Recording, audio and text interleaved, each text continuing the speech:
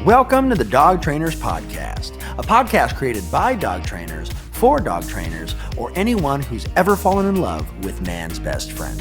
Episode 10, Why Dog Training is Important. I want to ask you guys this, though. When it comes to rescue dogs, just because of where we are right now with this whole thing, and I've personally been seeing a lot of, I have a foster dog right now. I work with a couple different rescues and I foster like some more kind of troublesome dogs, and I train them as I have them and then we send them out. I've been getting lots of like emails, and I've been attached to a lot of email chains between other people about like, this one had to shut down, that one had to shut down. We're trying to place this dog. And rescue people always have like, 5 dog minimum, it seems like. So when an owner or a younger trainer or somebody who's looking to help out by taking in dogs into the home, even if it's just temporary, like a foster situation till this whole thing blows over, if they've already got dogs or like roommates or whatever the case, what do you guys think would be good in terms of how to help people navigate that? Like, is it a good crate training schedule? Is it a good, like, just overall routine from potty breaks to walks at this time to training at that time? Just some stuff that I think people could really benefit from on that front. I would say keep it simple. I think that's the big thing. I think to what Corey alluded to earlier, people want to do too much with their dogs too soon when they get it, and this ends up kind of becoming the pitfall for a lot of dog owners.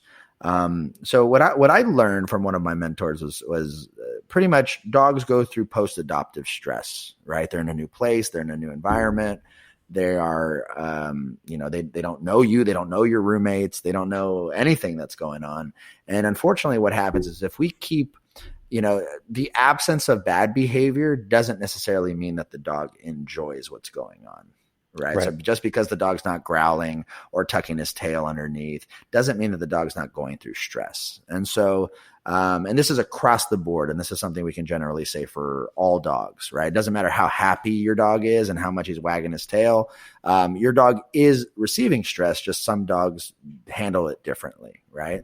And so a lot of times what happens is we have this scarcity mentality where we think that the dogs didn't get enough this or enough playtime or enough food or enough toys. And so unfortunately what this does, it leads us to give the dog too much excess. And I heard this analogy when I was a younger dog trainer. It was kind of like, what happens if you give a person who's been homeless for many years millions of dollars, right? And so everyone thinks like, oh, they were just going to buy everything. The idea is no, because they've been conditioned to live a certain way, right? They won't know how to spend that millions of dollars because they're just like, what the hell do I do with this? Right? Because they're not used to, they don't have those expectations developed in their mind. And so with our dogs, it's giving them too much up front sometimes is in vain. And sometimes it's detrimental. So my advice would be keep it really simple for the first couple weeks, right? Teach them everything that you would teach a puppy, potty training, how to sleep all the way through the night, how to eat all their food when you want them to, how to be alone on occasion when you're home.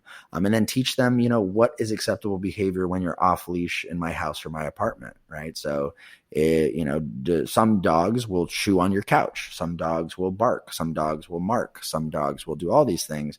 And so I always kind of give people 5 tips. Make sure your dog's potty trained. Make sure your dog is eating well. Make sure your dog can sleep all the way through the night. Make sure that your dog can be alone from you for short periods of time. And then, correct any or start guiding the dog through any bad behaviors that he might have when he's free in your house. Right. And I didn't write these things up. These are things that I found through research, but I really like these 5 things as good quantifiable goals for any person who just rescued a dog for the first time. Mm-hmm. Mm-hmm. I agree with those. I think because the issues that I get calls for the most with people who got a new rescue dog are accidents, potty training, biting, and separation anxiety.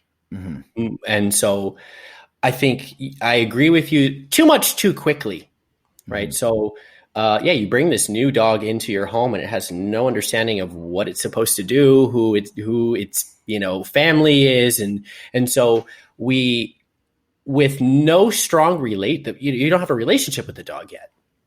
So we bring it into this new environment and then give it a lot of freedom too quickly. And now it's just it's either going to make a bunch of mistakes or it's just not going to do anything, right? Because how many times have somebody's called and said, we got a rescue dog, 4 months ago, and for 2 months we didn't hear him bark. He didn't bark a single time, right? And then all of a sudden at 3 months, after 3 months, like he won't shut up. Yeah. He's barking all the time. Yeah. And so a lot of it is either too much too quickly or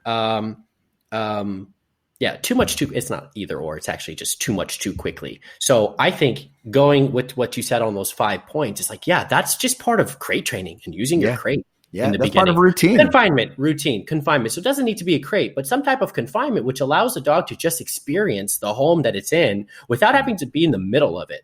Yeah. Right. Because once the dog's in the middle of it without any training, any education, or without your relationship being strong enough where you could actually guide it through these situations, it's just going to be making a bunch of mistakes.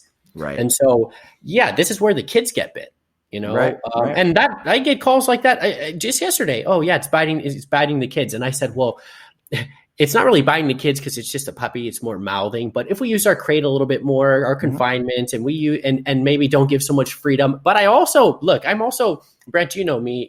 I'm a straight shooter. So I have a way of talking to client where I'm like, but your kid shouldn't be on the dog. Yeah. I said that. Well, I said if it were my puppy, I wouldn't. My 2-year-old would not be left with the puppy. Yeah. No. This is the nature of the situation. This isn't a Disney movie. Right. You put your dog in the situation. And also remember, you chose this situation because you got a puppy. Yeah. Yeah. That's kind of a sad thing about dogs is that people have the tools that they need, at least these days, to kind of build on themselves if they want to. Dogs largely are they're limited to the extent that the owners are willing to push them to.